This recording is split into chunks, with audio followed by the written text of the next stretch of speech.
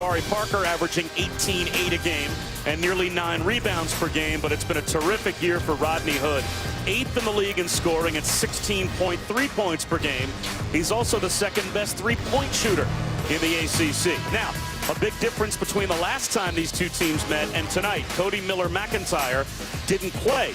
He averages over 13 points per game. He was injured and didn't play at Cameron, but he is back tonight. And there's Travis McKay on senior night trying to wrap up what has been a magnificent career here at Wake Forest, but Franz McKay as a senior has seen his numbers dip as he's had to play a lot of small forward this season. That's not his natural position. Yeah, not his natural. He's better down in the low post area, but in this game, he's got to be attack-minded and get to the offensive glass. For Wake Forest, this was a season with plenty of promise about 5 weeks ago, but they have gone 1-8 in their last 9. And it's kind of all falling apart. But tonight's game gets off to a good start for the senior McKay as he hits the three. He's such a steady veteran. They need point production tonight from him if they're going to beat Duke on their home floor. You see this team play. They'll mix up the defenses, play a little man, go into a zone to try to keep this potent offensive Duke off balance. They get a deflection with 13 to shoot. Here's Parker trying to tie the game. Can't do it. Rebound tipped by Jefferson. Parker's got it. Oh, shit. That rolls off the rim, and it will still stay with Duke as it's knocked out of bounds by Adalamoto. Well, and that's an area that I feel Jabari Parker's really improved in. He hasn't shot a lot of threes as he did earlier in the conference season, and as a result, his point production has gone up. He struggled a little bit in the middle part of this conference season. Parker got to the baseline, and a foul called on Devin Thomas. I'd like to see him continue to attack off the bounce tonight, Parker, to take advantage of the quickness that he has on the inside. He's such a bull down low. Plays like Carmelo Anthony when he catches the basketball close to the basket. High praise if you're comparing him to the scorer that Carmelo Anthony is. Only in the post. Suleiman, that's short. And at times, Duke has a tough time getting back in good transition, defensive balance. I think this team, Wake Forest, can attack them off the bounce on misses and makes. Miller-McIntyre came up short. That was knocked out of bounds, but it will go over to the Blue Devils, who had a 3-shot trip their first time down the floor and missed all 3. I like what Wake's doing here. Again, they're playing that little 2-3 zone, and they're passing off cutters on the backside. They're going to have to watch out for three-point shots, though, because Duke can knock them down. 10 made three-point shots a game in conference play. Tyler Thornton's pass was knocked away, and a little old-school scoop won't go for Miller-McIntyre. And another whistle that sends it back Duke's way. Well, Mike Krzyzewski, of course, the most wins in NCAA history, and only Jim Boeheim has won more games at a single school than Coach K. 4 national championships, 11 Final Fours, and a team that heading towards the NCAA tournament might have about as big a scope of possible success or failure as any team in what will ultimately be the field of 68. Yeah, and partly they don't have a rim protector inside. We talked about the impact of Zubik back in 2010. They're hoping that Marshall Plumlee can begin to impact the game as he did for that national championship run. Timeout called by Karan Williams, so we'll step aside for just a moment and come right back to Wake Forest.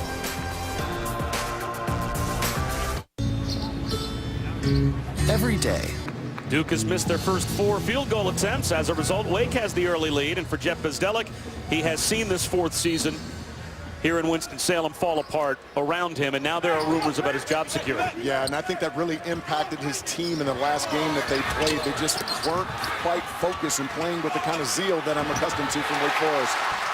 Arnaud William Adalamoto scores inside, and Wake's got the 5-0 lead. And there are those opportunities that he'll be able to get to the offensive board. He's a tremendous offensive rebounder inside for Wake. I think they have to attack this area, but I'd like to see Rodney Hood or Parker get it in that ACC area because they're playmakers. Tyler Thornton turns it over, and that's news. In his last 10 games, Tyler Thornton has 32 assists against only 4 turnovers. He started 9 straight games as well, as Quinn Cook has been at least in terms of starting games, demoted by Mike Krzyzewski, although he kind of took umbrage when we talked to him before the game at the idea that Quinn Cook's role has been reduced. That's right. Tyler Thornton has really been dropping dimes over the last 2 games. 10 assists over the last 2. That's the kind of production that Duke needs from him. Hood got the steal, but threw it to no man's land. It's run down by Adalamoto, so it is a fresh shot clock for Wake Forest. With Parker guarding number 2, Devin Thomas, I think they got to throw that basketball inside and take advantage of that mismatch and try to get some fouls on Parker. Well, that time the foul was called on Emil Jefferson.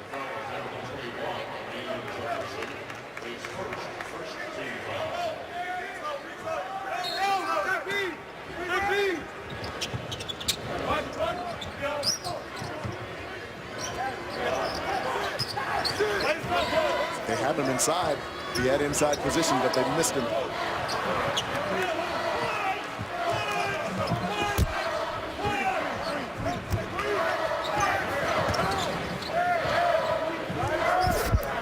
See, I think they have to flash him to that weak side to allow Devin Thomas to get some touches. Parker has it knocked away.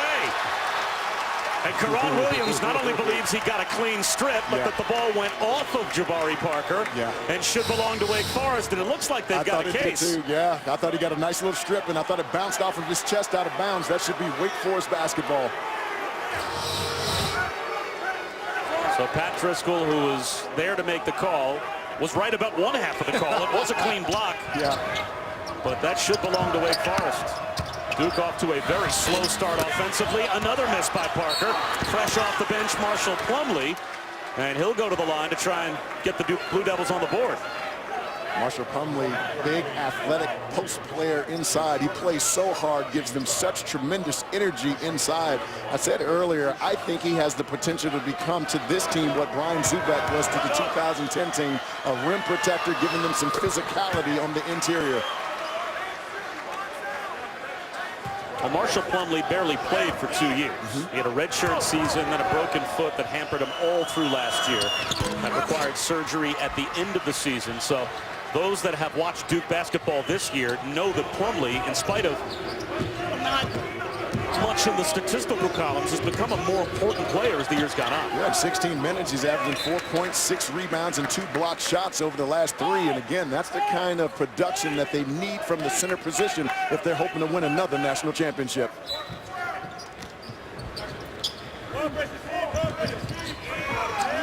Devin Thomas, number 2 in goal, still hasn't had a touch on that low post.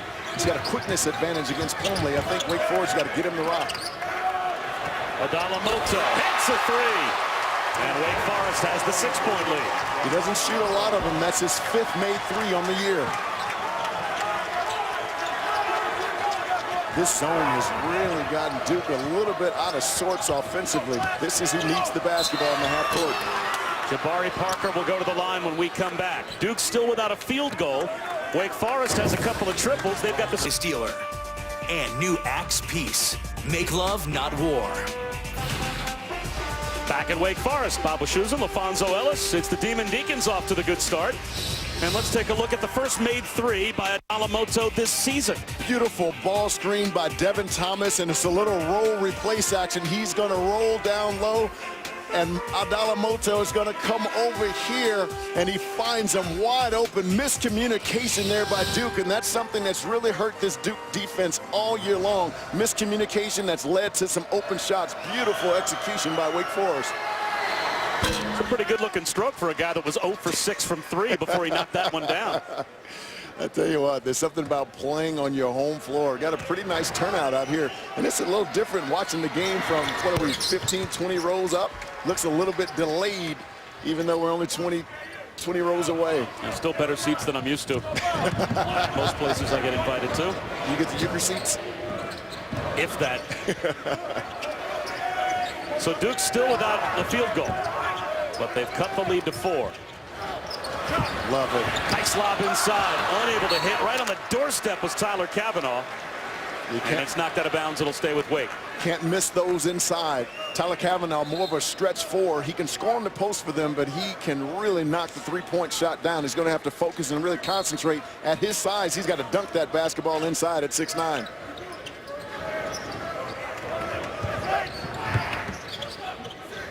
Devin Thomas, number 2 in gold, has to get a touch. Instead, Kavanaugh steps outside, and it's run down by Parker.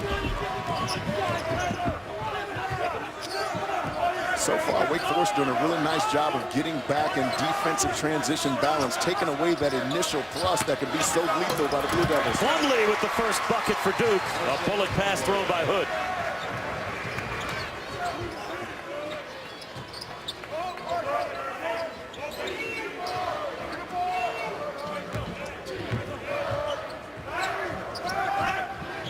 Mackay tried to split the double team, couldn't do it. Quinn Cook down to the deck, has it, looks to call a timeout, and now it's taken back by Noah McIntyre, who throws it down.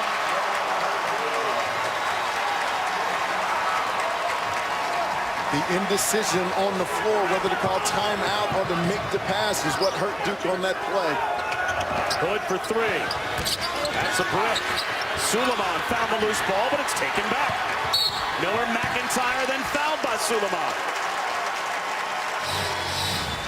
Look at the scramble on the floor. I think you got to call a timeout in that situation. Too many gold shirts around the basketball, and the alert Cody Miller McIntyre sends it in. They really missed his presence. Cody Miller McIntyre didn't play the first time these two teams played. He brings an additional on-ball defender as well as a guy who can handle the basketball against Duke's tough pressure.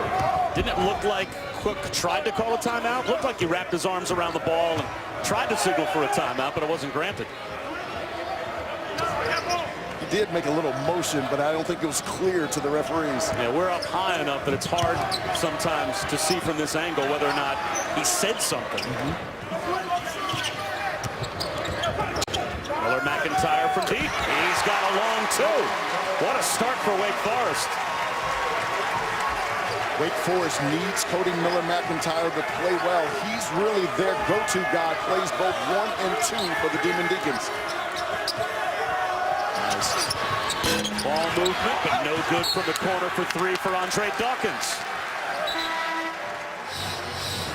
This is where Cody Miller McIntyre is at his best. Nice little screen there, and he realizes he has an advantage against a much taller Jabari Parker. Gives him a little hesitation, a little step. Forced Parker to go back and then raised and knocked it down. They're going to need that kind of consistent effort from Cody Miller McIntyre if they're hoping to beat Duke tonight. Wake Forest is 5 for 10. Duke is 1 for 8. And that is 2 free throws coming for Karan Williams, with Jabari Parker now on the bench. He was replaced by Emil Jefferson. Bob, I think at times what's hurt Duke is when dribble penetration is taking place, they're too late on the weak side. When you want to come and help, you have to be early, and because they're so late, it usually leads to a basket or a foul, as it did on that possession. ESPN brings you another Thursday night showcase doubleheader tomorrow night at 7. We'll start with a big one in the American. Memphis and Sean Kilpatrick and the Bearcats waiting. And then at 9, Iowa will take on Michigan State. The Thursday night showcase presented by Reese's Peanut Butter Cups. That's tomorrow night, also live on Watch ESPN.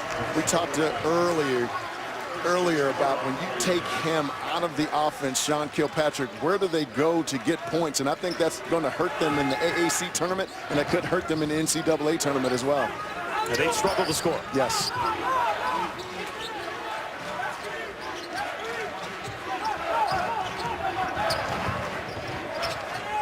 See, Bob, I really think they have to get Duke a playmaker, a Rodney Hood, a Jabari Parker at that free throw line area to break down the zone. This zone is really giving them problems, and it shouldn't against a team that shoots the long ball as well as they do. Hood set up Cook, and now a triple rattles home for the Blue Devils.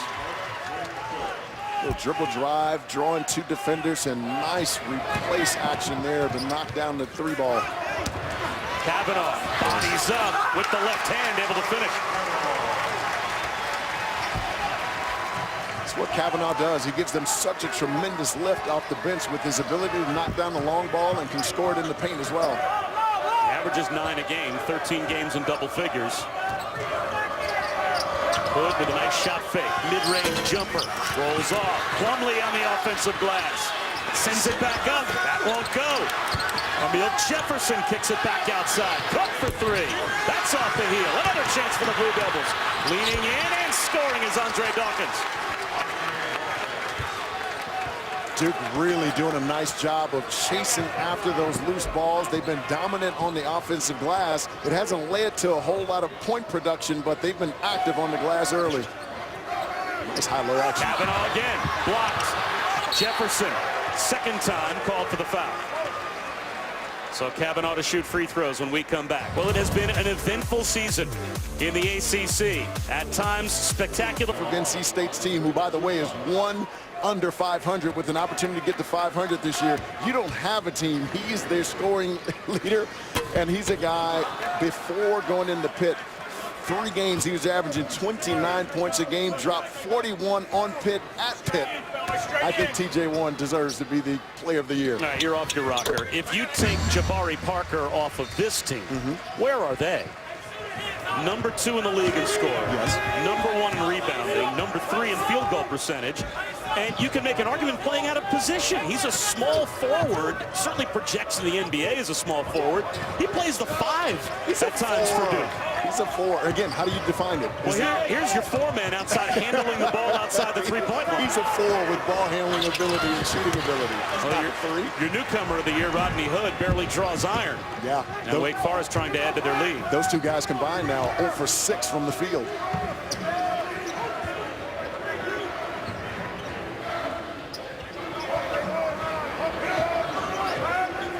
Wake Forest is, that should be a foul. That's a push there by Tyler Thornton. And now the secondary call made as Tyler Thornton does pick up the foul. Watch this one. He basically chucks him. That's the arm bar. I mean, that's the definition of the arm bar. You're not supposed to, with the freedom of movement rules this year, be able to use. I tell you what, Duke has not been able to guard the ball screen action with Wake Forest. I'd like to see them continue with it. They've been able to get some good looks at the basket off that ball screen action.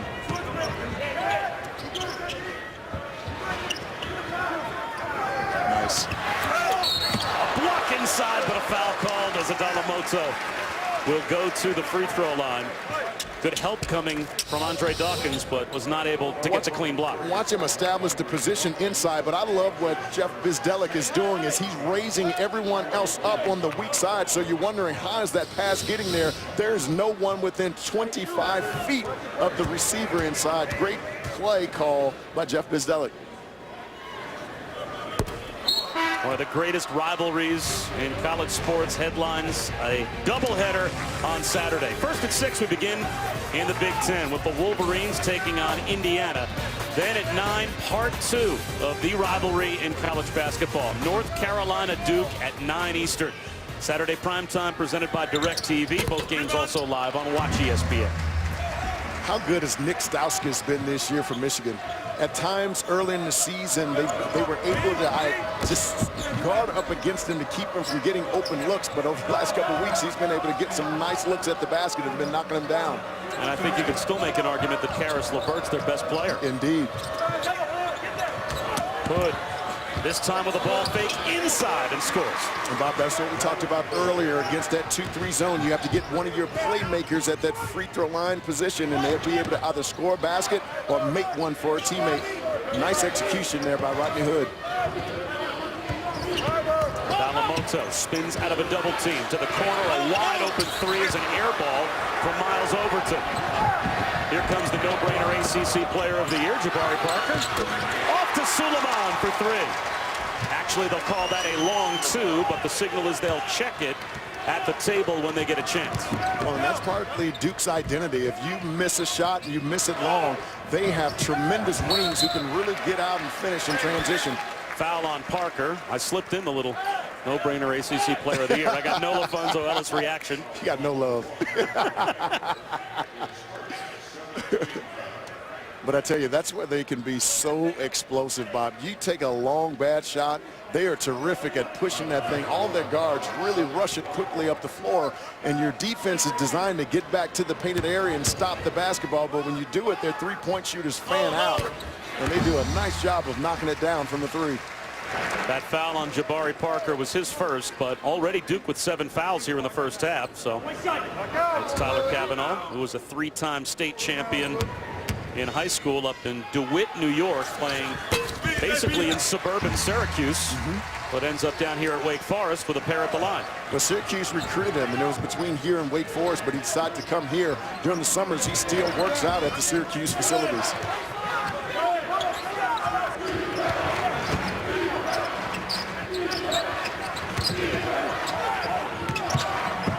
See, this is where I think Parker needs to get a touch.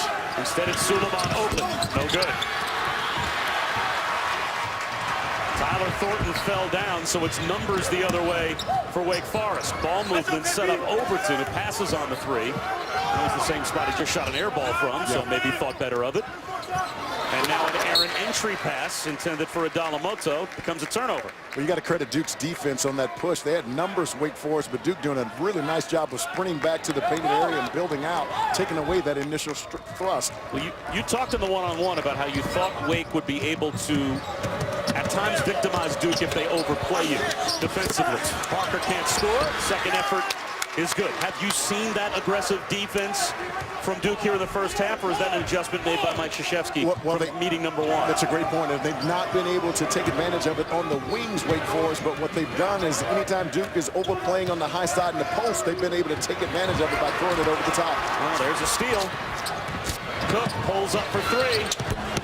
Another miss. And the tip ends up with Kavanaugh. Got numbers, Wake Forest, 3-2. Overton gives it up. Reverse off the window by Madison Jones.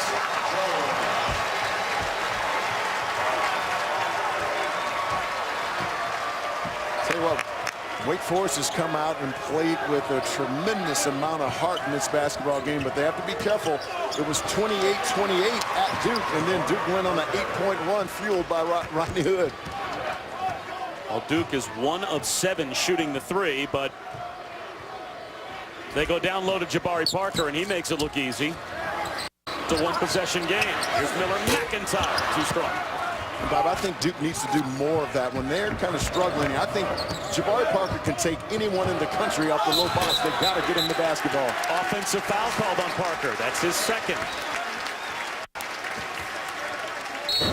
3-on-2 in transition, forced the first player to step up, and how about that move? Wow, Michael. Now in Dallas, some scores from other games. UConn and Stores with a 4-point lead over Rutgers. That game over on the U, and somewhat of an NCAA elimination game here in Indiana. Nebraska leading Indiana 23-15. And guys, if we're going to be talking about Player of the Year in the ACC and their impact with the team, how about Clemson's KJ McDaniels? The Tigers got 10 wins. It's all McDaniels. Wow. Sean Farnham weighing in with what has to be a dark horse pick at best. I had such great respect for that guy. And Until now. And by the way, Connor's got the coolest glasses on the planet. Beautiful.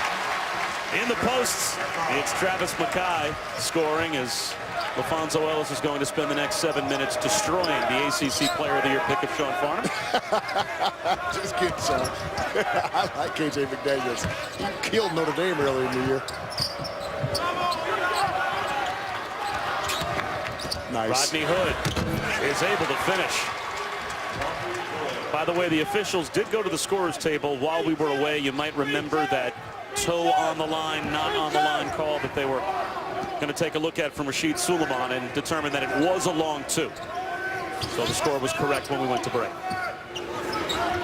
Williams, there's a three. The Robert Morris senior transfer knocks down a triple, and it's a 6-point Wake Forest advantage. He's been a great addition to this team, a guy who can really stick the long ball, and he's given them some veteran leadership as a fifth-year senior. Bob, Duke's been really good when they've been driving the basketball. I'd like to see them continue. Nicely done there. Rodney Hood does just that. Yeah. Because what happens is when you're playing against a 2-3 zone, you almost fall into that lull of taking the perimeter jump shot. They're too good off the bounce not to take advantage. A crack of daylight for Miller McIntyre, and there's Mackay keeping the play alive and drawing a foul.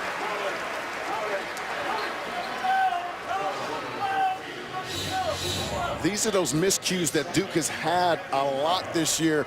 On a guy like that, you cannot try to shoot the gap. Beautiful read on the bump by Karan, and he knocks it down from 3. You have to make sure that you stay connected to a shooter that way. You give them that much space, then it allows them to read to get to the open area.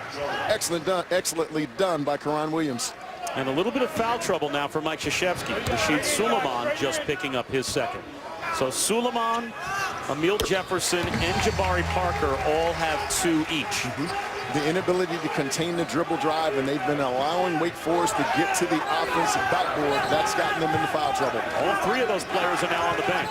So Matt Jones coming on, as Duke probably going a little bit deeper into their bench than maybe they expected to have to, down 6. Nice. Quinn Cook with the left hand. That was created by Marshall Plumlee, number 40 in blue, sealing on the inside. Mackay in rhythm, sends a 3 up, offensive rebound. An old school flip from Devin Thomas won't go. And like a fullback, Marshall Plumlee protects the ball. So I think Rodney Hood's going to have to carry the offense. Got away with the travel on that one. I think Rodney Hood's going to have to carry the offense with Jabari Parker out of the basketball game right now. I thought that was a little travel over there, Bob. I think more than a little. I think the Wake bench agreed with you as Tyler Kavanaugh is called for the foul. But for Jeff Bzdelik's team, this might be one of those mark the tape moments in the game. You've got Suleiman, Parker, and Emil Jefferson all out. Matt Jones on the floor. Marshall Plumlee, who's been better of late, but it's not really a big scoring threat on the floor. Tyler Thornton only averages 3 points a game.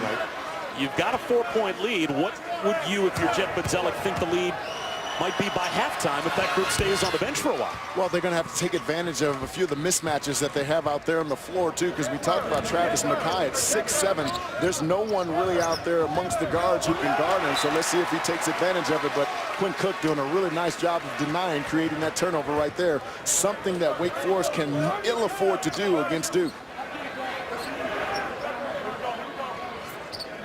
19 turnovers, Bob, in the first game led to 26 points off those turnovers for Duke. That's their 6th turnover here in the first half, and Rodney Hood has a cut. So he heads over to the bench, and while we've got a moment, let's tell you about a primetime NBA doubleheader on Friday night on ESPN. First at 7, it's Zach Randolph and the Grizzlies heading to Chicago to meet the Bulls, and then at 9:30, 2 powerhouses collide. The Pacers will take on Dwight Howard and the Rockets. What a year Houston has had. NBA Friday presented by State Farm. Both games also live on Watch ESPN. The Rockets are an interesting team. Yeah.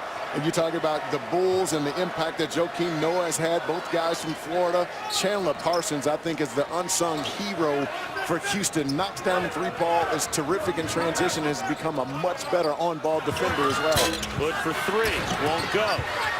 Hustle play, nice tip in the corner by Matt Jones. Hood has another chance. That's no good. Long rebound, Hood's got it back. Hooked away from behind, and here's a break the other way from Miller McIntyre. Fouled by Hood, and he'll go to the line. That's the first foul on Rodney Hood. Yeah, both guys, everyone getting after the basketball. How about the outlet pass? Beautifully done. Devin Thomas, number 2 in gold, hasn't been involved in this game on the offensive end, but he's been making some nice effort plays for Wake Forest. If I would have told you before the game that Duke would be 10 for 26 from the field, 1 for 9 from 3, and they'd have Parker, Jefferson, and Suleiman all on the bench in foul trouble, what would you think the score might be? Well, offensively, it's weird for me to see Duke struggling against the 2-3 zone with the shooters that they have. It clearly took them out of sync in the first 5 minutes of this game, and they weren't able to recover. They finally started on the ball reversal to drive the low forward who was stepping up, and it created some nice opportunities, but they got away from that. And the hustle game Wake Forest has won tonight. I'm looking right over there, brother. 2 misses at the line, and that has also been a problem for Wake Forest this year. They only shoot 64% as a team at the free throw line. They're second in the ACC in most free throws per game attempted. They get to the line, they just can't make them. Yeah, and if you look at many of the guys, they shoot it with good form, so it comes down to confidence. They certainly get their reps in. Tell you what, this is a critical time for Wake Forest. As Rodney Hood knocks down the J, up 1. When they were tied at Duke, Duke went on an 18-1 run to finish the half, and they did it by turning Wake Forest over. And Wake Forest is going to have to be careful and make sure that they're taking care of the basketball and getting good looks on the offensive end. 9 points now for Rodney Hood as the B unit for Duke has tightened this game to a 1-point Wake Forest advantage. Active again, Matt Jones knocks it out of bounds.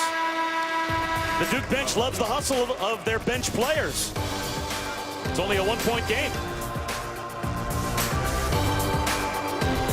The biggest party in college basketball. Thanks very much. 3:55 to go in the first half of what is now a 1-point game. Bob Wischusen, Alfonso Ellis here in Winston-Salem. And it's been the bench for Duke that has tightened the game with their stars out. Rasheed Suleiman, Jabari Parker, both with a couple of fouls. And another turnover off the inbound after the timeout. And you made a great point. We were talking at the timeout is when you have a team's best players on the bench in foul trouble, that's the time to extend the lead. But it's been the hustle plays by Duke, the ability to attack off the bounce and get to the offensive glass. And Rodney Hood has been terrific over the last 2 minutes. And Mike Krzyzewski apparently has no problem staying with that same group of 5. Got away with another walk there. Thornton, no good from the corner. Duke stays ice cold from 3. They're now 1 for 10 here in the first half.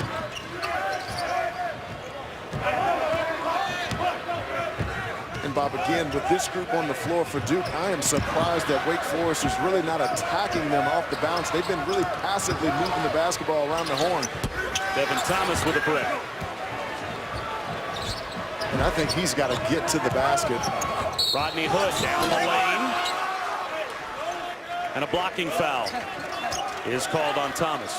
Bob, we talked about that earlier with Devin Thomas. He has a speed advantage, a foot speed advantage on any of the bigs that Duke would throw at him. He's not been aggressively attacking the basket that I've seen him do all season long.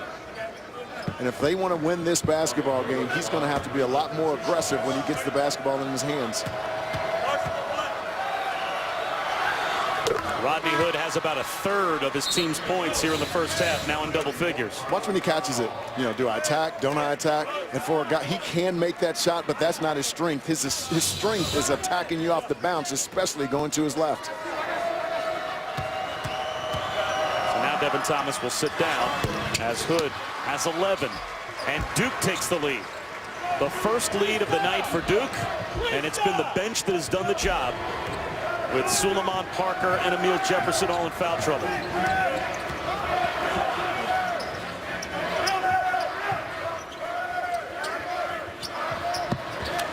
Williams, catch and shoot. No good.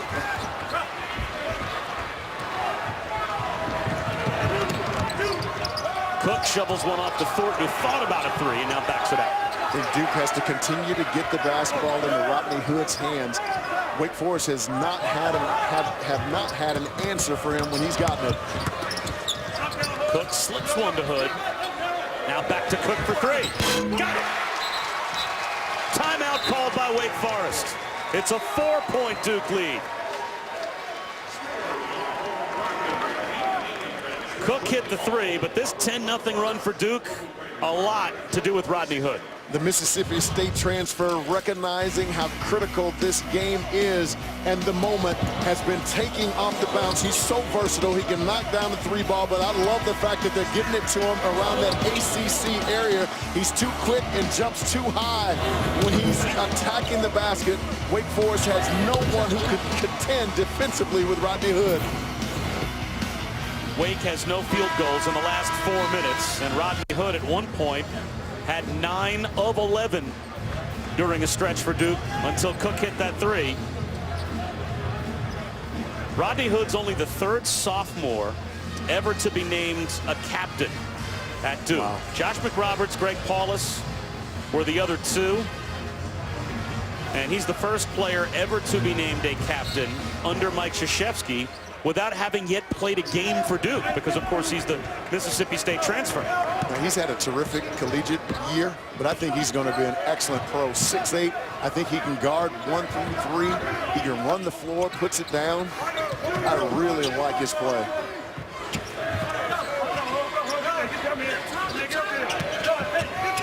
Galamoto leans in, no good. Back tap ends up with Williams.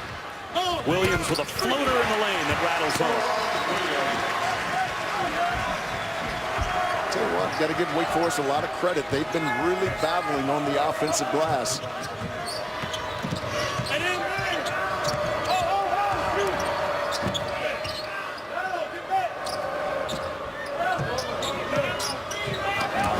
Jones on the curl, and he'll go to the line. Almost a chance for a three-point play.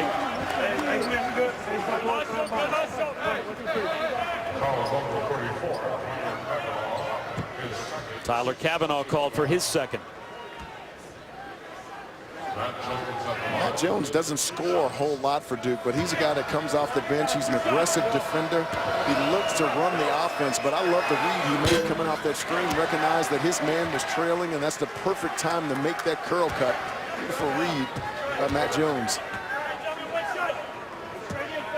As soon as we're done, we'll head out west. Colorado and Stanford coming up next. That's an important game for both of those teams. Both at 9 and 7, tied for 4th in the Pac-12 and trying to put their resumes together for Selection Sunday.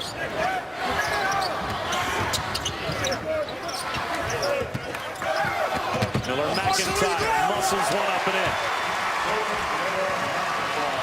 The help defense was there initially, but with the hesitation dribble and the back dribble, not everyone ran back to their men on the weak side, which opened up that gap for him to attack the rim. There's plenty of blue in the stands here, but those last couple of buckets got the fans in gold back into the game as we're now tied at 33. Hood can't hit.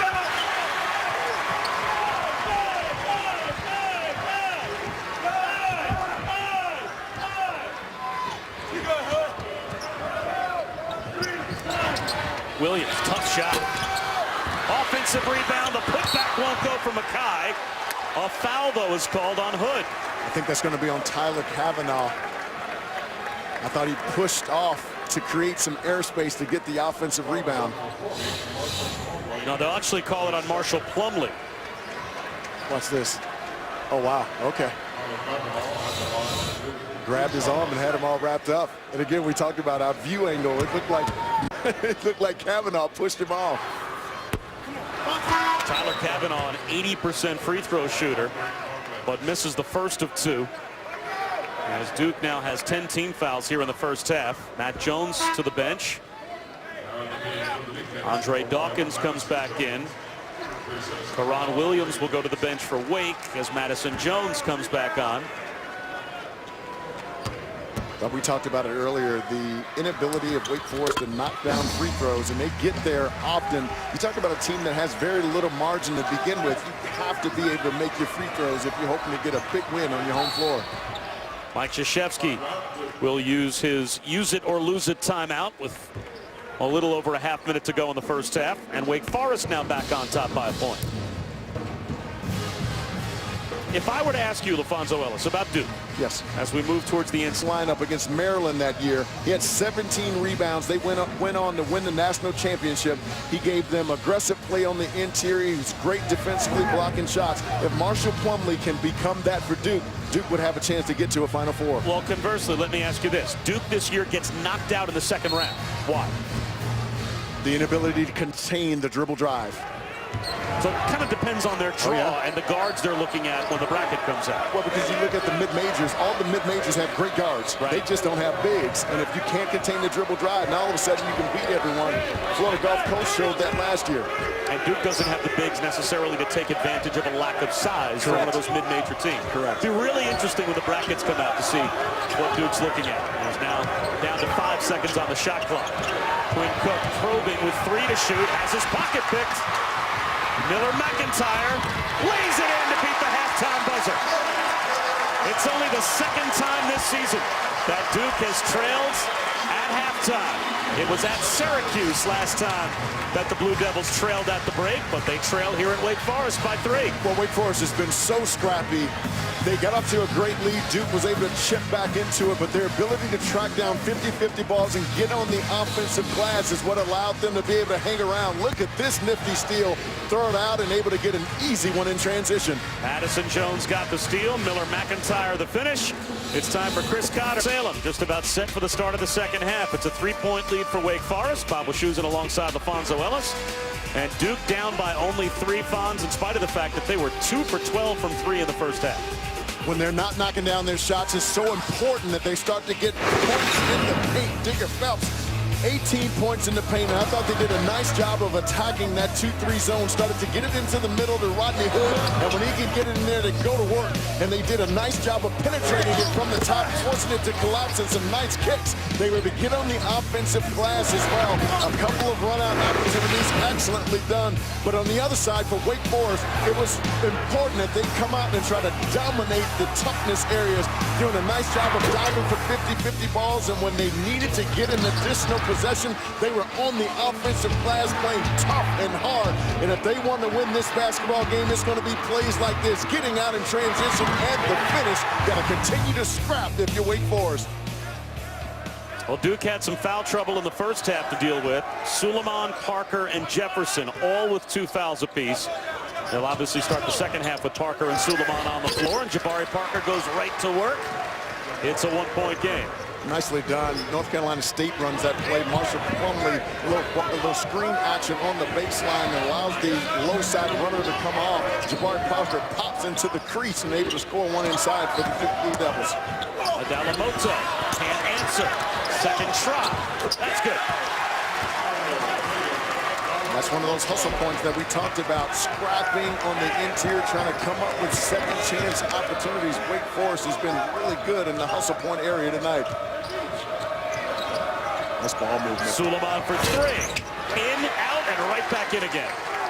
And that's an area that Duke struggled in earlier in this game against that 2-3 zone. They were unwilling to attack it at that free throw line area or throw it in the post. When you can throw it inside, usually create something good outside. Nice execution by Duke. High off the glass. The soft tip for Devin Thomas is good.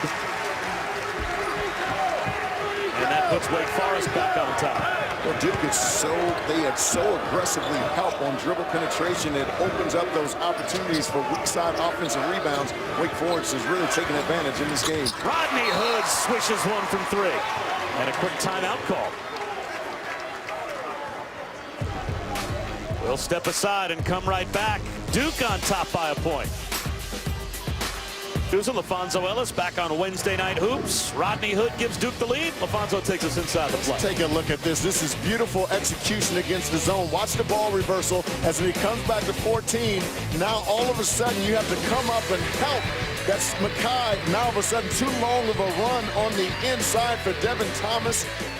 And you can't do that with Rodney Hood because he has such a high release point. They will drill you from the 3-point line. Beautiful execution by Duke against the zone. And then a drive that won't go for Mackay. Jabari Parker back the other way. Rodney Hood and Suleiman in the first half combined for 0 for 6 from 3 as Plumlee can't flush the miss. 5 on 2 Hood. Numbers the other way, and a blocking foul is called on Hood. And that will put Devin Thomas at the free throw line. Devin Thomas did a really nice job because you want to continue to drive that basketball until the first player engages you. Hood stayed back in that restricted area, which allowed Devin Thomas to be able to attack the rim. That's a nice read by the big man. So Jabari Parker, Rodney Hood, Rasheed Suleiman, Marshall Plumlee, and Emil Jefferson all have 2 fouls apiece now for Duke. So you have to think at some point, if Wade continues to drive the basketball, there's a chance they can create some significant foul trouble as the second half moves on. Absolutely, but I do like what they did with Devin Thomas. They know he's not a good free throw shooter. At only 51% on the year, you don't want to give him the layup. You want to force him, you want to foul him to put him on the line. He got the long rebound by hitting the backboard first on his second free throw attempt.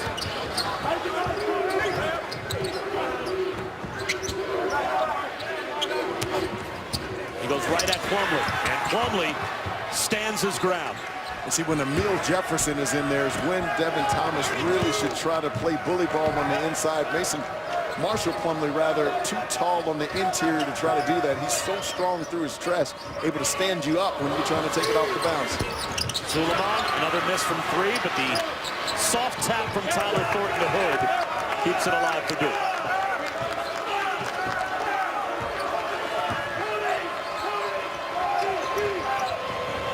Matchup zone here, chasing cutters through for Wake Forest. Parker in the paint.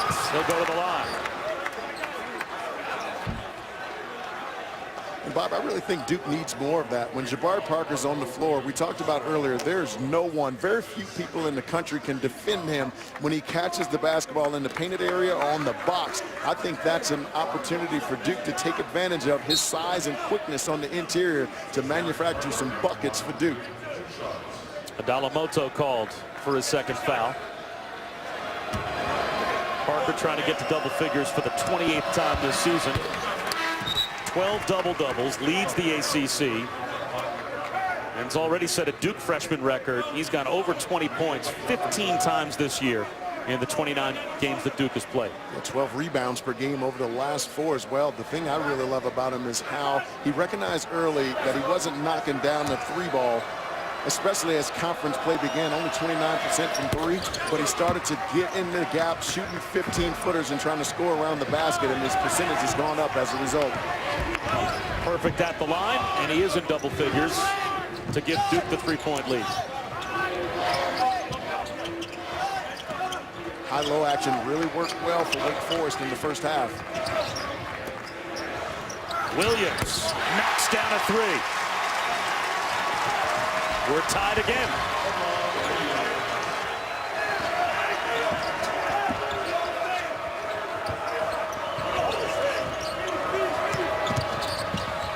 Suleiman, a little too much mustard on the pass, and Emil Jefferson couldn't hold on. So it's a Duke turnover and a chance for Wake Forest to take the lead back. Duke seems a little pensive on the offensive end, and it's a little strange when you have as many scoring weapons as they do. You almost wonder if not from a coaching standpoint, but from a player standpoint, if they were looking past this game. They are out of sorts offensively. Well, there's a game that a few people have been talking about over the past couple of weeks, I think, coming on Saturday night.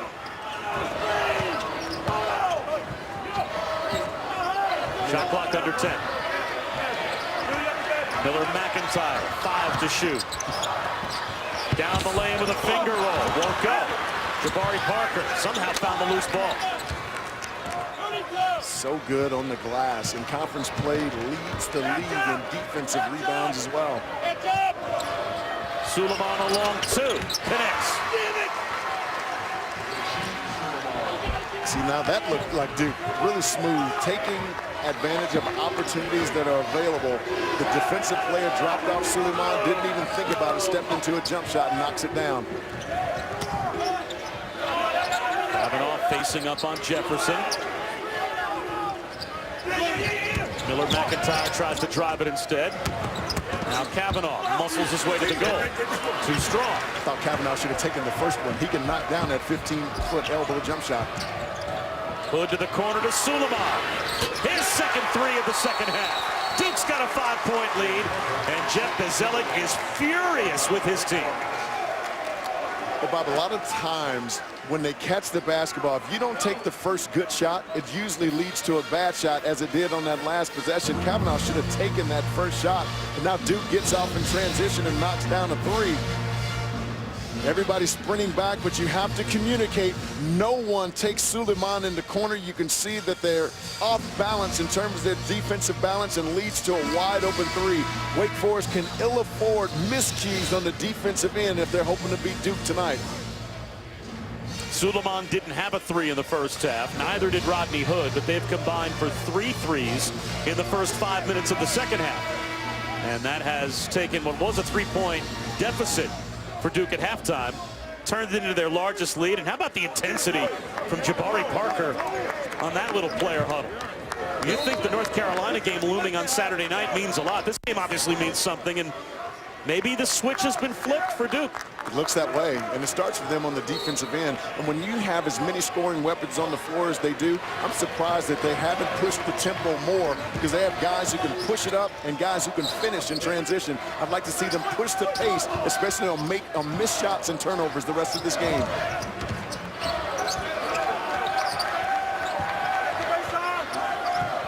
Thomas finds a cutter. Dalamoto gets it to go. And that's where Jabari Parker cannot allow him to free run down the lane. You have to kind of bump him to slow down his momentum.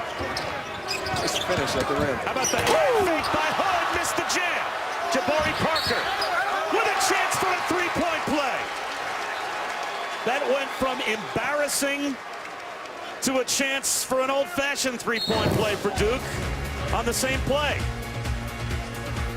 Wow, the miss, and Jabari Parker, one of the best on the offensive glass. He realizes that his Kansas, Arizona, Syracuse on the road, and North Carolina at Chapel Hill. But they'll have a chance at Cameron on Saturday night to get some revenge, as Parker can't complete the three-point play.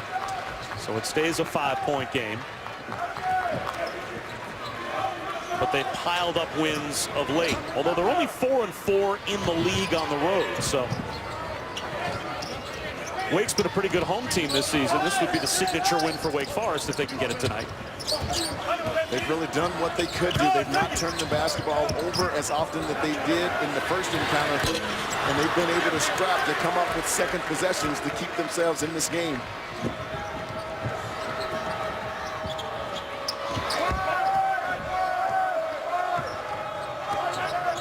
Danger time, though, for Wake Forest, because Duke looks so much better, in such a better rhythm now against the 2-3 zone than they did in the first half. Jefferson in the lane, no good.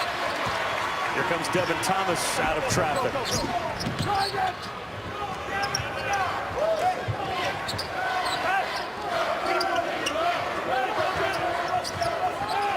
Devin Thomas, number 2, a little frustrated that he's not getting the basketball inside, but right now he's not working for position.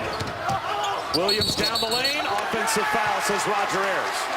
So Karan Williams called for the charge, and Emil Jefferson had position. And that's the one thing, I've been out of college for over 20 years. You have to know that Duke is one of the best teams that are helping on the weak side. And you have to know that and come to a jump stop and make a play. If he would have come to a jump stop, he could have dropped that underneath to Devin Thomas for an easy dunk. Second foul on Karan Williams.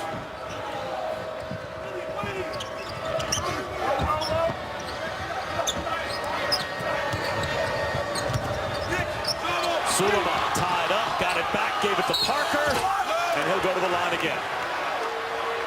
Kavanaugh, it looks like, called for the foul.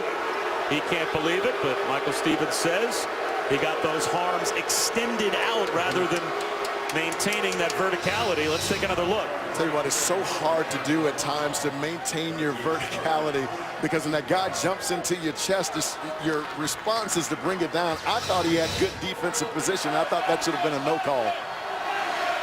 Well, you're right. You can make the argument that Parker jumped into his chest while his arms were still straight up. Yes. Third foul, though, on Kavanaugh. So he and Devin Thomas now both have 3.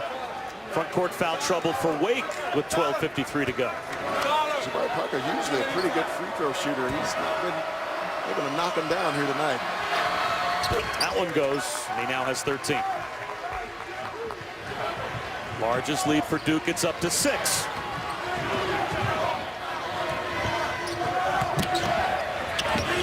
Mackay can't score. Dalamoto kept it alive. Here's Kavanaugh to the corner. Mackay thought about a 3. Leans in for 2 and gets the roll. That's where he's at his best. He can knock down a three-point shot, but when he's putting it on the deck and attacking the rim, that is a plus for Wake Forest. Wake Forest now starting to switch everything on the perimeter, 1 through 3. Some slip opportunities to be available for Duke. Suleiman can't hit. Mackay flips it ahead. Madison Jones. Nice. Off for the finish by Miller McIntyre. And that lights up the crowd.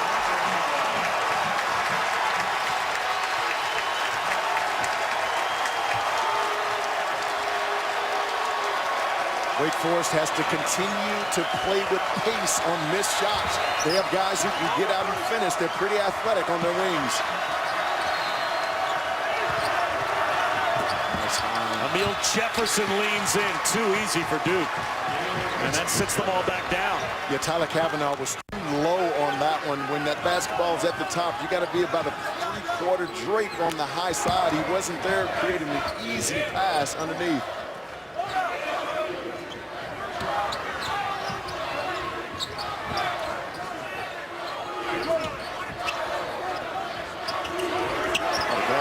Too long to throw the basketball into Dalamoto. Dalamoto with a jump stop, and that's thrown away by Parker. 7 seconds on the shot clock for Wake Forest when we come back. Nearing the midway point of the second half, Duke by 4. What does everything mean to you? With the Quicksilver cashback card from 52. Look at all these SEC teams on the bubble. Mizzou, Arkansas, and Tennessee. We'll keep you up to date all night long. All right, Chris, thanks very much. There is Nebraska. Talk about an NCAA elimination game, part of the first 4 out, according to Joe Lunardi. Scoring inside is Adalamoto as we're back underway. It's a 2-point game.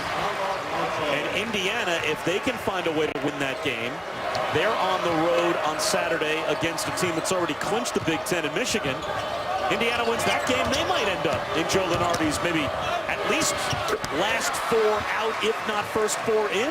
Sometimes when you know you've already made it, you can have a little letdown emotionally, and Indiana might be able to pull that one off, but Yogi Ferrell is going to have to be extraordinary, finally starting to get some help from Will Sheehy inside. Kavanaugh bumped by Jefferson. Jefferson's third. Well, first things first for the Hoosiers. They have to find a way to beat Nebraska tonight. And for Nebraska, that game equally important. They might go from the first 4 out to the last 4 in and move up in bracketology if they get that win. So many good teams poised to make a move. I would include Florida State in that as well.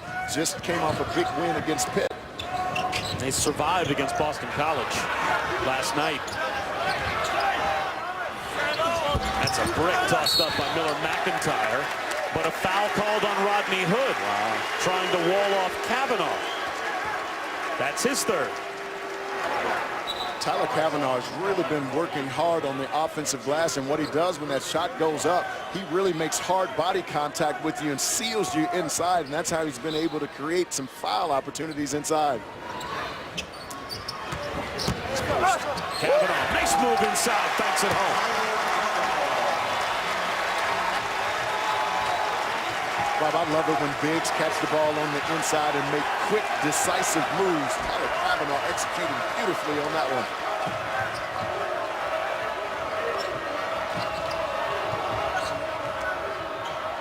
Jabari Parker has to get a touch here. Instead, it's Hood left alone at the foul line. And against that 2-3 zone, those opportunities have been available all night long. Rodney Hood, the perfect guy to put at that ACC line.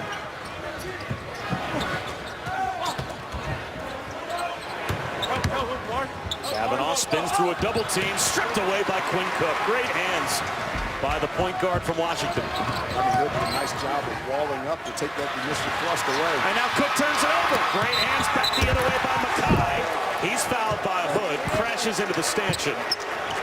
And so it will be free throws for Travis Mackay. I'm glad that thing is padded. Wow. Look how they continue, Wake Forest, to be so scrappy. Cook has to know not to dribble into that double team, but credit Wake Forest. They've been active with their hands, but I'm so glad that thing is padded. Otherwise, he would have been hurt on that play.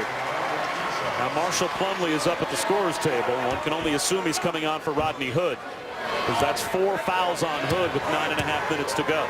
And that's a big loss because Rodney Hood is the one guy. They have a few now with Jabari Parker as well, who's been really operating well at that free throw line area against that 2-3 zone, coming up with some big buckets for Duke. It's a big night for Travis Mackay as well. He has started all 124 games in his career here at Wake Forest.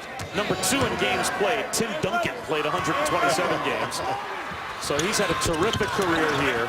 And what a way to cap senior night if you can find a way to beat Duke. He's never beaten Duke. The Blue Devils have won 8 in a row in this series. Wake Forest hasn't won a game against Duke since 2009. Plumlee Offensive rebound and a foul called on Madison Jones. Duke has really struggled from the three-point line. Now 5 of 18 from the stripe. Because they're not shooting it as well, Bob, I'd like to see them get some dribble penetration, Duke, against that 2-3 zone. When they've been able to do it, they've been able to kick it to an open player for a 3, or they've been able to dish it inside. Jabari Parker, a recipient of a couple baskets from that play. Now it's Parker in the post calling for it. Suleiman can't get it to him. The guards wait too long to make that pass, and as a former big guy, I get frustrated watching it. I'm sensing your bitterness. Oh. It's not becoming. I'm sorry. By the way. I'm sorry. Let me snap back to myself. Sorry. Long three. Goes down for Andre Dawkins. His first triple. And the lead pushed back up to 6. Andre Dawkins coming to this game was 1 for 9 from the three-point strike over the last 3 games. That'll give him some confidence. A guy who can really go on a roll. So Wake Forest is going to have to pay attention and know where he is on the offensive end. Plumlee called for the foul. Each team now with 5 team fouls in the second half.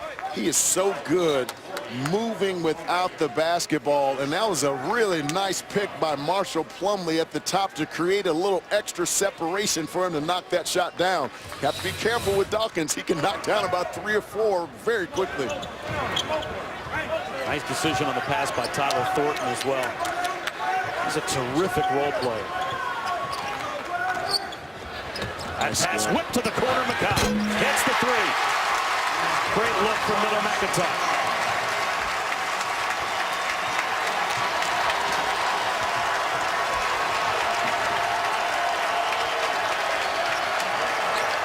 Wake Forest has been patient against the pressure, and in their patience, they've been able to find open guys.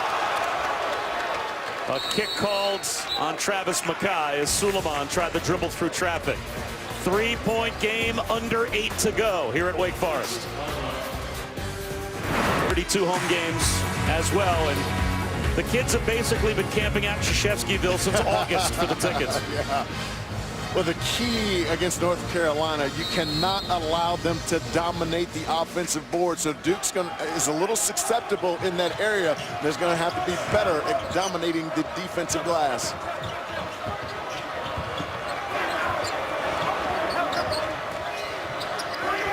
Seven on the shot clock. Suleiman to the corner. Thornton for 3. In and out. Plumlee an offensive rebound. Blocked inside by Devin Thomas. Bob, Wake Forest is going to have to be careful and not overhelp, because when they do so, it leads to open shots. But that's a really good reaction there by Devin Thomas, recognizing that Marshall Plumlee doesn't have a lot of lift, and he was able to get to it. Suleiman, no good. Another offensive rebound for Plumlee. 4 points, 7 rebounds for Plumlee. Check that, 6 points now for Plumlee to go along with 7 boards. He's been really playing well over the last 3 games. 4 points, 6 rebounds, 2 block shots. And we talked about if Duke wants to get back to another Final Four, he's going to have to be huge for them on the interior.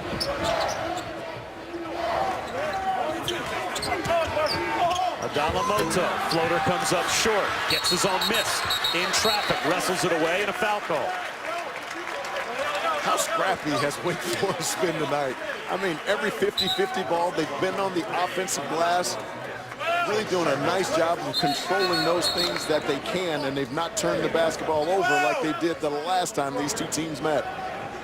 Next foul puts Duke over the limit. That's team foul number 6, as Thornton's called for that personal. Kavanaugh checks back in. Tell you what, though, Bob, the concern for me with Wake Forest, even as they get into the bonus or even double bonus, they don't shoot their free throws well at all. Kavanaugh up, just off the rim, but fouled by Plumlee. Tyler Kavanaugh's 9th in the ACC, though, at shooting foul shots. He's at 80%. So this is the guy you want on the line if you're Wake. Yeah, that's a nice little cross screen underneath, creating the separation. Marshall Plumlee coming over as quickly as he could, but couldn't quite get in good defensive posture. Nice call by the referee. That's the 4th foul on Plumlee. So Emil Jefferson will come back in. He's got 3, but Plumlee and Rodney Hood both now on the bench with 4. This is where I think Wake Forest has to attack the rim, because now with Plumlee out of the game, you don't have a rim protector on the interior. I think they can attack Emil Jefferson on the interior.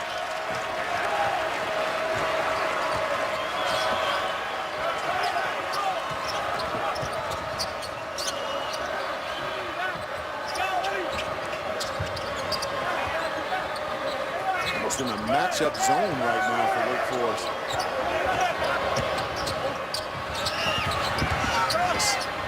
Thornton with the ball fake, sets up Parker. Tough fadeaway. NBA shot from the baseline for Jabari Parker. Dirk Nowitzki, I mean, he's got all the game, Bob. I mean, all the counters as well. What a high degree of difficulty that shot was. Mackay from the corner. No good. Long rebound. Devin Thomas called for a push in the back.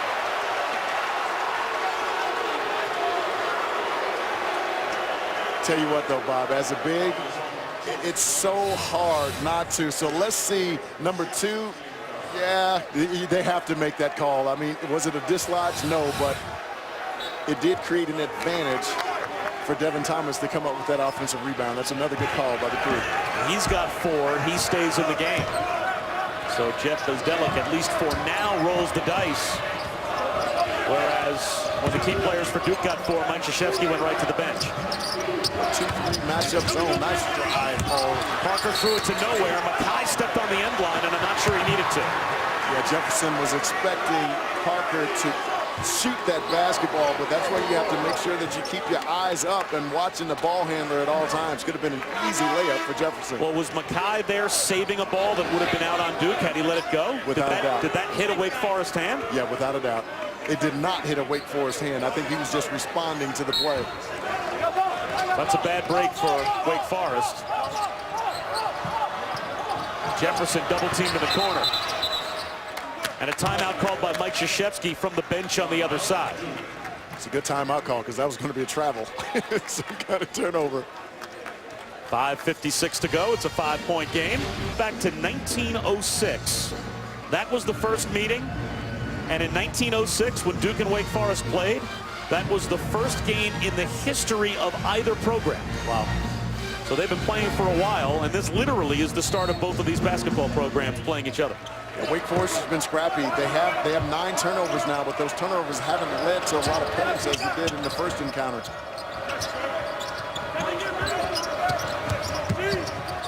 Suleiman finds Parker underneath. Bob, we were saying earlier, when Duke's been able to get dribble penetration against that matchup zone, they've been able to find guys on the interior. Rashid Suleiman is one of the best at attacking off the bounce.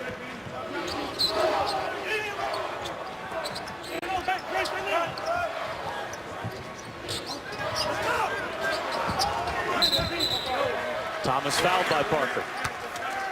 So that will be a 1-and-1. Team foul number 7 on Duke, and Parker with his 3rd. This is really good execution. We talked about the dribble drive, and credit Parker. You want to be able to move behind the zone because the guys don't know where you are. Beautiful delivery by Suleiman and the finish by Parker.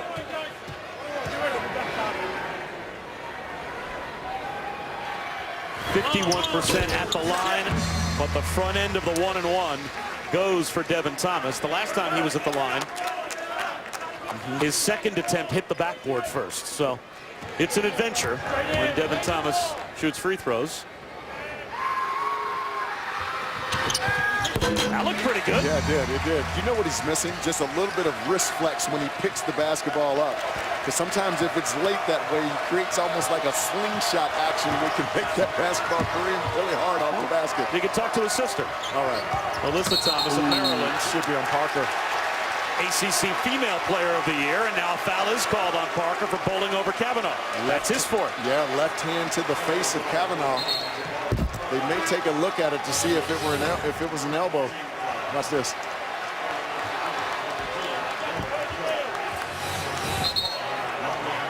So Rodney Hood comes back in. He has 4. Parker sits down with 4.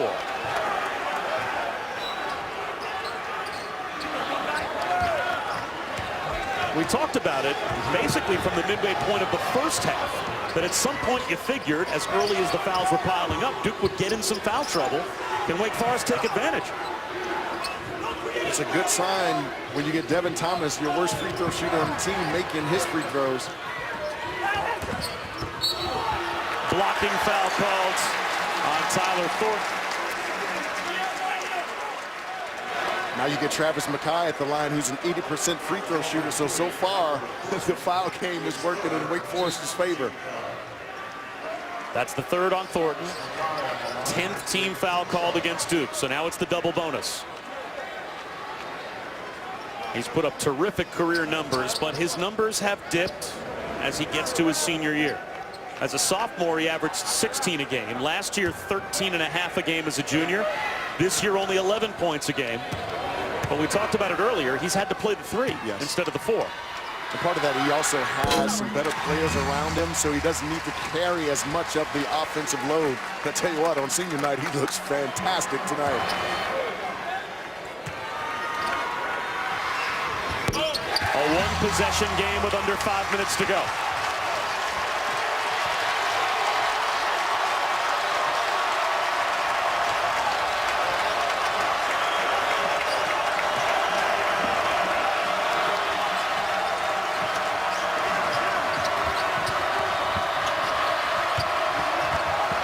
Jefferson in trouble. And it's out off Duke. Great hands by Karan Williams. A deflection that Tyler Thornton couldn't handle. It's a Duke turnover. You have to know if you're Duke, the last 2 possessions when they've thrown that basketball in the corner, especially to Emil Jefferson, they are double teaming the corner and taking away the reversal pass at the top. You have to stay away from the corner unless you're going to catch an attack. McKay lost his balance. Possession error, Wake Forest. The officials will call it a held ball, and it will stay with Wake.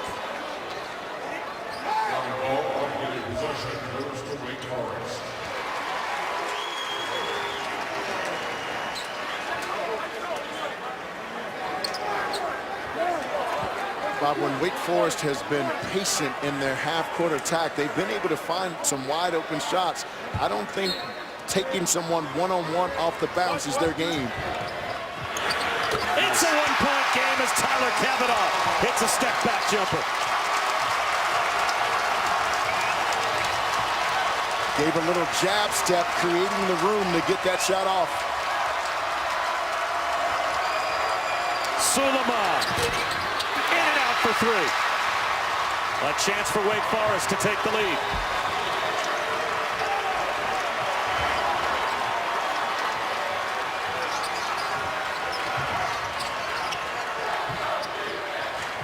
Kavanaugh with a ball fake, leans in on Hood, and the Demon Deacons have the lead back. Well, Rodney Hood is in foul trouble. Kavanaugh making some good reads to take him off the bounce.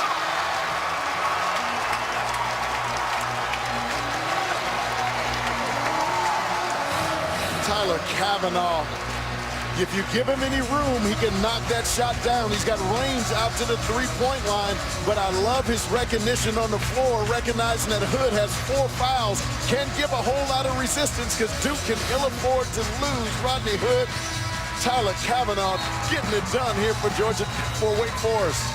It's an 8-0 run for Wake.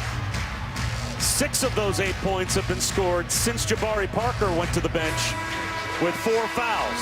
Again, Hood, Parker, and Marshall Plumlee all with 4 apiece. Now Parker comes back. So with 3.5 minutes to go, Marshall Plumlee still stays on the bench, but Mike Krzyzewski's got his 2 stars out there, each with 4 fouls. And I think you have to do that right now, because now you have your 2 best scorers on the floor. You can put Rodney Hood at the free throw line area, and Jabari Parker's had a lot of success, not only catching it in the post, but working behind the 2-3 zone to get some baskets when they've been able to get dribble penetration. Well, Suleiman gets penetration here. Pass deflected. Nice tip by Williams. Crossing over and finishing is Tony Miller-McIntyre.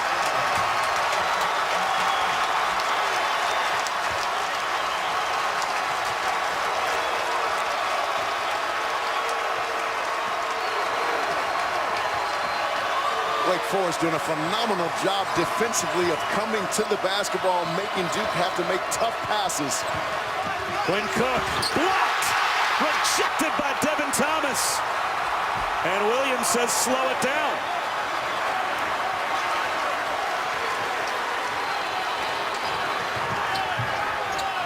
Bob, the weak side for Wake Forest against the dribble penetration on the last 3 plays has been extraordinary. Devin Thomas, no good, but there's Kavanaugh with the follow.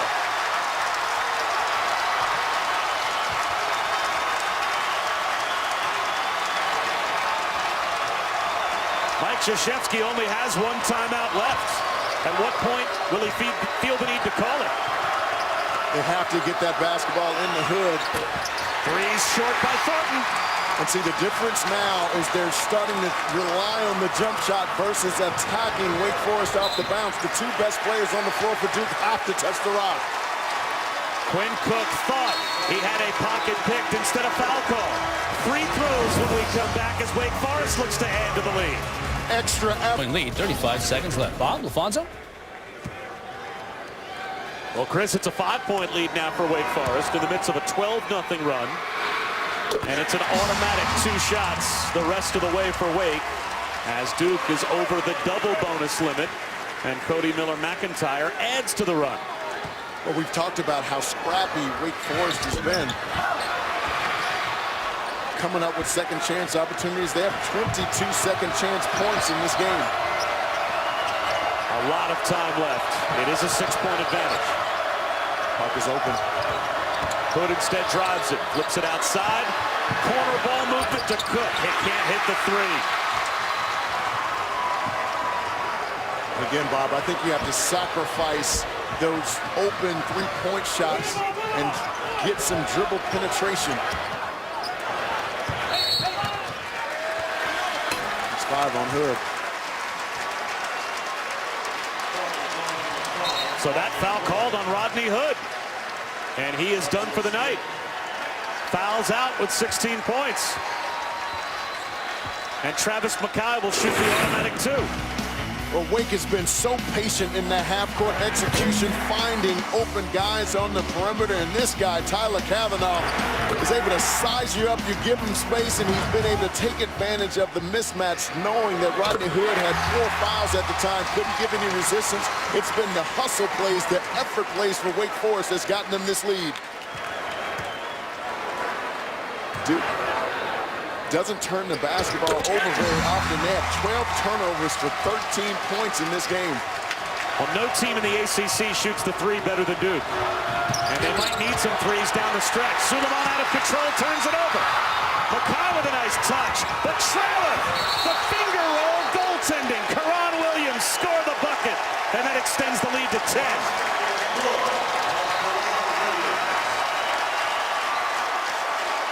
It's a party here in Winston-Salem. And this has all come apart for Duke in the last 5 minutes. Trying to create at times something out of nothing, and again, Wake Forest so active with their hands. Again, numbers, the alley-oop. Oh! Unable to finish was McKay. Getting a little greedy there, Wake Forest. Back the other way, line drive 3 won't go for Dawkins. Offensive rebound, Cook to the corner. Suleiman tries a triple and gets fouled. He kicked his legs out on that one, Bob. I'm not so sure about that one. Well, whether it's a veteran move or a bad play by Tyler Kavanaugh or both, 46 seconds to go and a chance with the clock stop for Suleiman to go to the line and shoot 3. Foul trouble for Duke really hurt them. They struggled early against the 2-3 zone to find their rhythm offensively, but then they were able to tack off the bounce and get some easy ones. In the last 2 minutes of this game, they've gone completely away from getting the basketball into Jabari Parker's hands, and I think that's come to hurt Duke. Watch on the closeout here. Kicks his right foot out. Little kid in play action there from the corner. Referee bit on it. Duke has gone 5 minutes without scoring. And the student section is already warming up for a court storming. Is that a fine in the ACC yet? Well, if it is, get ready to pay it if you're Wake Forest, because the kids have already left their seats and formed in the aisles. I guess for a team that's 1-8 in their last 9 games, if you beat Duke, the 4th-ranked team in the country at home, to close out senior night, it's about as good as it gets for the Demon Deacons. So there'll be a party on the court if Wake Forest can hold on. And now Andre Dawkins fouls Kavanaugh.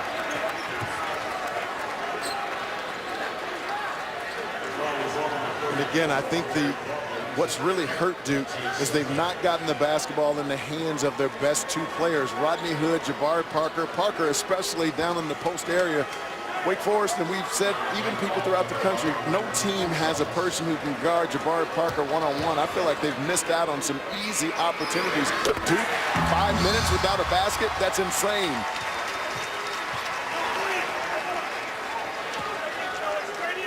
And things really started to fall apart for the Blue Devils when Parker picked up his fourth and went to the bench. That was a crucial 2 minutes that Wake Forest took advantage of. Here's Suleiman. Time winding down. Suleiman will drive it and go for the easy two. And Mike Krzyzewski will call Duke's final timeout. So we have just over 40 seconds to play. Wake by 8 and a chance 10 fouls. And this is the run that Wake Forest has put together late second half. They were terrific in being patient against Duke's pressure defense, finding open shots, recognizing when guys were in foul trouble and attacking off the bounce, but the active hands creating turnovers off a Duke team that doesn't turn it over very often. And when they would come over and overhelp, creating some offensive rebounds on the weak side. And the scrappy defense has led to several baskets in transition. Wake Forest just out-hustling, out-toughing, and out-scrapping Duke in the last 5 minutes of this game.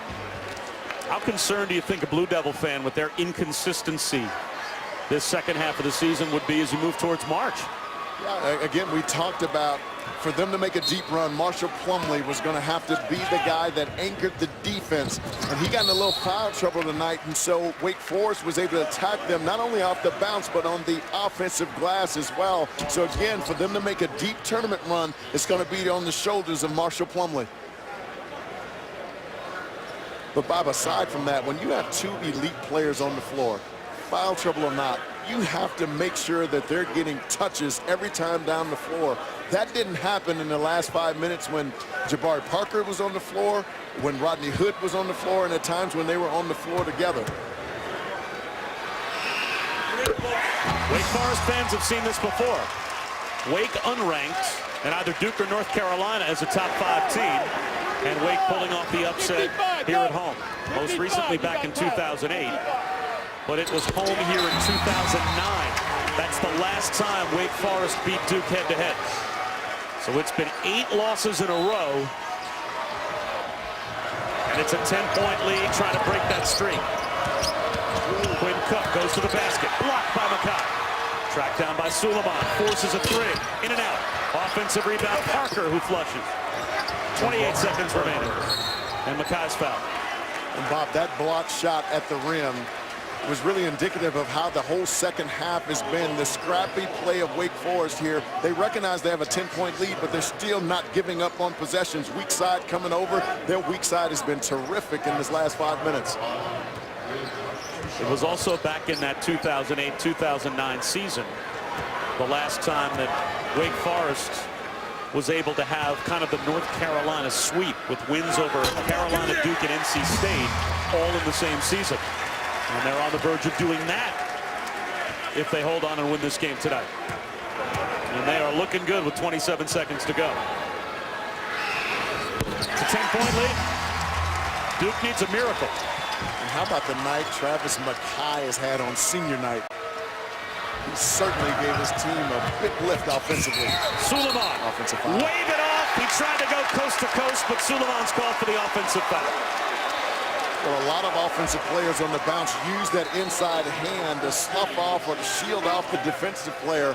And I thought he extended it a little too far. Watch his left hand inside, or in this case, his right hand. A little push there. That's a great call by the ref.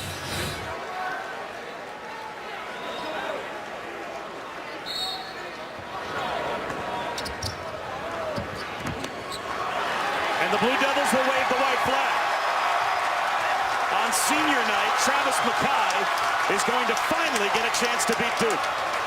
Suleiman comes up and picks the pocket of Mackay, lobs it to Parker, who loses it out of bounds. 8 seconds to go.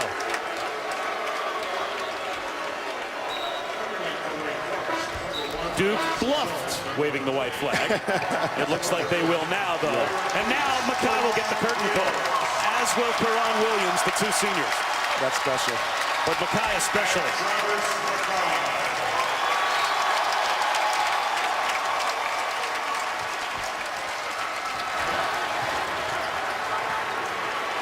We told you the student section was in court storming formation.